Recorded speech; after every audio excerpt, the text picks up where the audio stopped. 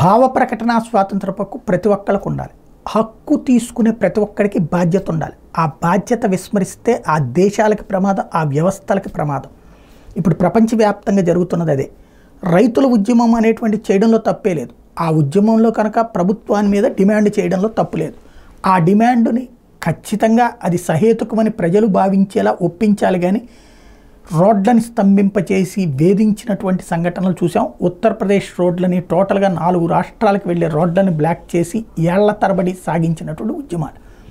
అంటే అక్కడ వాళ్ళ హక్కు కోసం మిగతా వాళ్ళ హక్కుకి భంగపరిచినటువంటి అంశం. మరి దేశవ్యాప్తంగా రైతులు ఎందుకు అందులో కలవలేదు అంటే అదే ఇక్కడ అసలు విషయం.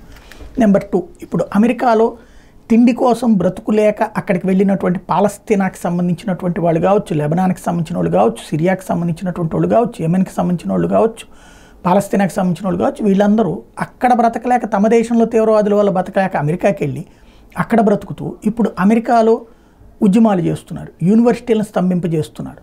అట్లాగే బ్రిటన్లో ఆయుధ ఫ్యాక్టరీల్ని దెబ్బతీస్తున్నారు. ఇట్లా వరుసగా ఎక్కడ చూసినా సరే విధ్వంసకాండలు చేస్తున్నారు.